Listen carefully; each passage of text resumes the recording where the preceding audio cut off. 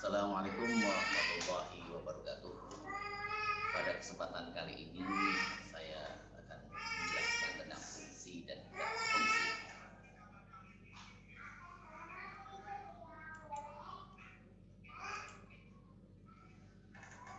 Definisi fungsi bisa misalkan A dan B, dua himpunan tak kosong.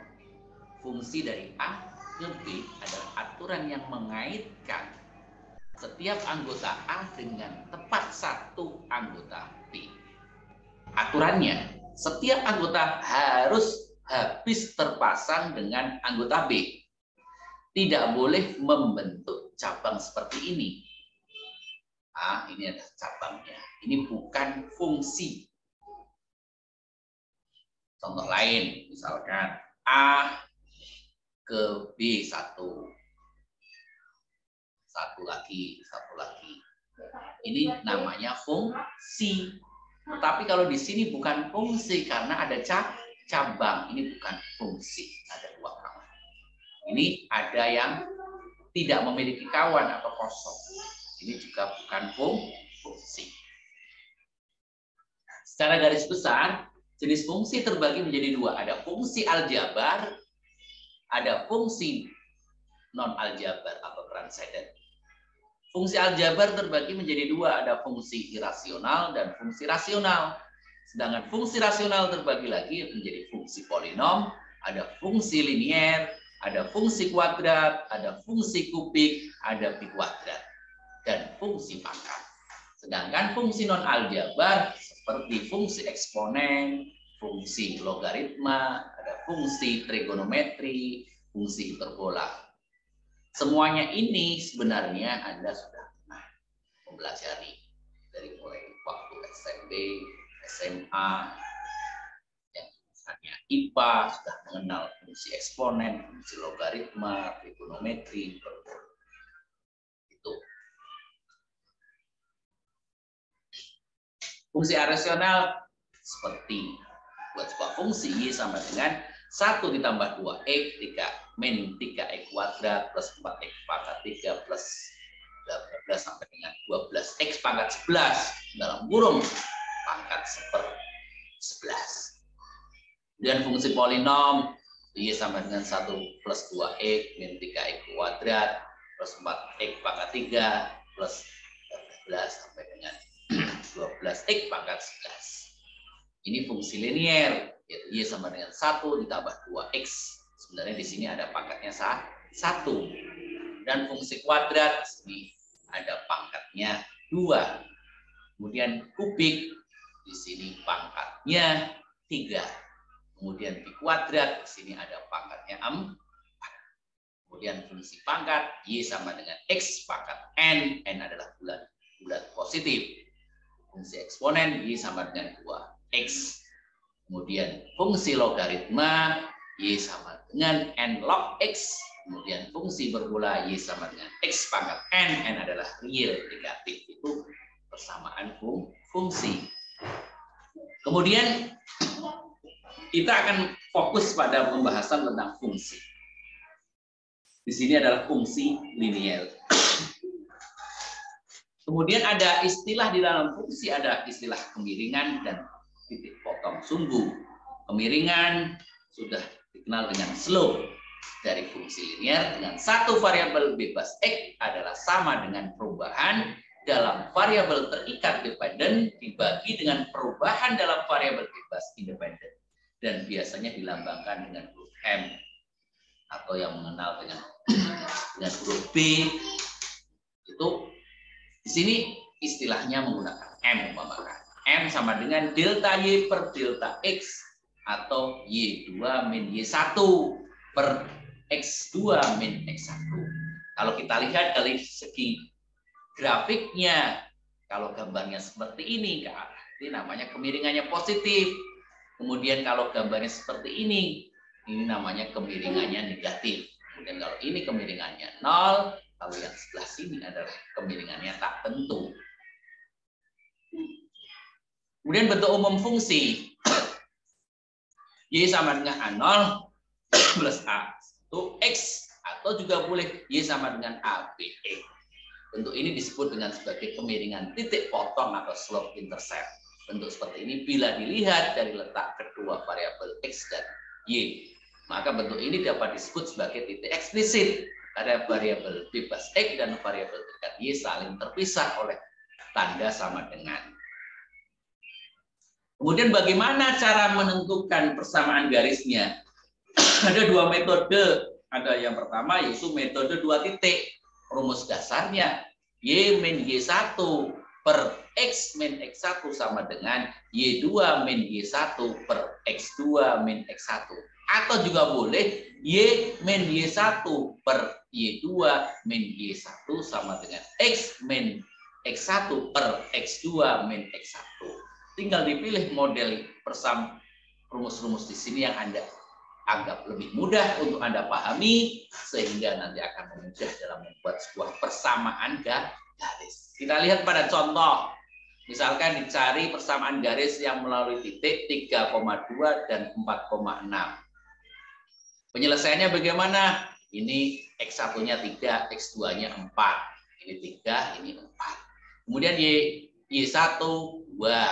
Kemudian Y2, 6. Kemudian kalau kita masukkan dalam rumus Y min Y1 per X min X1 sama dengan Y2 min Y1 per X2 min X1, maka diperoleh Y min 2 per X min X3 sama dengan 6 dikurangi 2 dibagi dengan 4 min 3. Maka Y min 2 sama dengan 6 min 2 per 4 min 3 dikali dengan X min 3.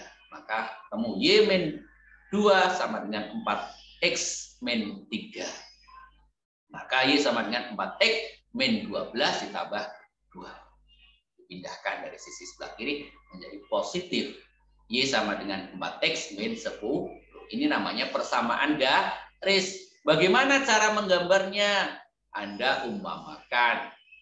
Yang pertama kita umpamakan X-nya sama dengan 0, maka Y sama dengan 4 dikali 0 min 10, maka ketemu Y-nya adalah min 10, maka titiknya di sini.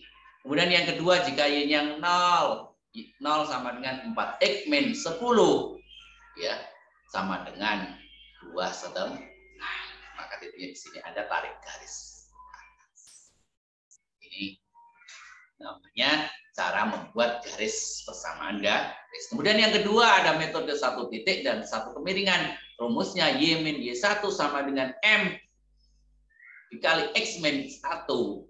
Maka contoh, kita lihat pada contoh, titiknya 6,4 dan kebiringannya min 2/3. Maka ketemu Y min Y1 sama dengan M dikali X min X1. Kita masukkan angka-angkanya Y min 4 sama dengan min 2/3, X min 6. Maka ketemunya adalah Y sama dengan min 2/3, X plus 8. Kita kemudian yang berikutnya, cara membuat gambarnya kita umpamakan sama dengan tadi. Kita umpamakan X-nya sama dengan 0. 0 min 2/3 dikalikan 0, maka ketemu adalah 8 titiknya di sini. Kemudian yang kedua, jika X-nya Y-nya 0, maka ketemu posisinya adalah di 12, maka ada tarik bawah. Ini grafik fungsi atau grafik persamaan garis. Kemudian hubungan dua garis, ada Y sama dengan A0 plus A1X, Y2 sama dengan B0 plus B1X. Maka apabila A1 sama dengan B1, kemudian A0 tidak sama dengan B0, maka garisnya berpotongan. Kemudian yang kedua, apabila A1 sama dengan B1, A0 tidak sama dengan B0, maka garisnya sejajar. Dan yang ketiga, apabila A1 sama dengan B1 dan A0 sama dengan B0, maka garisnya berimbit. Yang keempat adalah A1 dikalikan B1 sama dengan 1, A0 tidak sama dengan B0, garisnya adalah tegak lurus. Ini posisinya adalah tegak lurus. Kemudian sistem persamaan linear ada dua metode, ada metode eliminasi dan metode substitusi. Kita lihat pada contoh, ada persamaan 3X min 2Y sama dengan 7. Yang pertama, 2X plus 4Y sama dengan 10. Kemudian untuk metode eliminasi, Anda mengalihkan 2 di sini, kemudian yang 1 dikalikan dengan 1. Maka ketemu 6X min 4Y sama dengan 14, kemudian 2X plus 4Y sama dengan 10. Agar salah satunya 0, maka di sini adalah ditambah untuk Y-nya biar 0. Maka 6 ditambah 2, 8X sama dengan ditambah 0 sama dengan 24, X sama dengan 3. Kemudian yang kedua, untuk mencari solusi, masukkanlah pada salah satu, boleh persamaan 1, boleh persamaan 2, boleh. Umpamakan persamaan 1, 3 dikalikan 3, min 2Y sama dengan 7. Min 2Y sama dengan 7 dikurangi 9, ketemu Y sama dengan 1. Itu metode eliminasi. Kemudian metode substitusi. Ada 3, sama persamaannya 3X min 2Y sama dengan 7, 2X plus 4Y sama dengan 10. Kita ubah salah satunya menjadi X, maka 2X plus 4Y sama dengan 10, maka jadi 2X sama dengan 10 min 4Y, maka X sama dengan dibagi 2 semua menjadi 5 min 2Y, itu X-nya. Kemudian kita substitusikan pada salah satu persamaan yang di atas, maka 3 dikali 5 min 2Y, min 2Y sama dengan 7. Maka ketemu 15 min 6Y min 2Y sama dengan 7. 15 min 8Y sama dengan 7. Min 8Y sama dengan 7 dikurangi 15. Y sama dengan 1. Setelah ketemu 1, masukkan di salah satu persamaannya. Maka 3X min 2 kalikan 1 sama dengan 7. 3X sama dengan 7 ditambah 2. Kemudian 3X sama dengan 9. X sama dengan 3. Itu metode substitusi. Kemudian yang berikutnya ada fungsi kuadrat. Bentuk umumnya Y sama dengan AX kuadrat plus BX plus C. Maka yang perlu diketahui, D sama dengan B kuadrat min 4Y. Maka bentuknya apabila A-nya di sini A-nya positif, gambarnya membuka ke atas. Tapi apabila A-nya negatif, maka membuka ke bawah. Kemudian koordinat yang perlu diperhatikan yaitu titik puncak, rumusnya min B per 2A. Kemudian koma min B kuadrat min 4AC per 4A. Kemudian untuk titik-titik X1 dan X2 rumusnya min B plus minus akar B kuadrat min 4AC per 2A. Contoh kita lihat, Y sama dengan X kuadrat min 8X plus 12. Kalau kita menggunakan titik-titik ini rumusnya, maka ketemu min B per 2A, maka min 8, min dari positif. Jadi ketemu min positif 8 dibagi 2 ketemu 4. Kemudian min B kuadrat min 4AC, ketemu B-nya kuadratkan. Jadi 64 dikurangi 48 dibagi 4, maka ketemu min 4. Kemudian ini untuk titik puncaknya. Kemudian untuk X-nya, jika X-nya 0, kita masukkan 0, maka ketemu Y-nya adalah 12. Kemudian untuk titik potongnya, jika Y-nya yang 0, maka ketemu 12. Yang kedua ada Y-nya sama dengan 0, maka X kuadrat min 8X plus 12 ini bisa menggunakan difaktorkan, yaitu faktor yang C-nya, ya 12 itu 2 sama 6. Maka X-nya ketemu 2 sama 6. Jadi 2,0 dan 6,0. Bagaimana cara menggambarnya? Tadi titiknya yang pertama 0,12 titik, ya ini X1-nya dan X2-nya 2 sama 6. Maka titik puncaknya adalah 4,4. Ini titiknya. Ditarik garisnya ke atas. Inilah namanya grafik fungsi kuadrat. Kemudian titik ekstrimnya, kalau Anda melihat ini apabila tadi A min, ya, maka gambarnya kebalik kalau positif ke atas. Ya, ingat-ingat rumusnya min B plus minus akar B per 2A.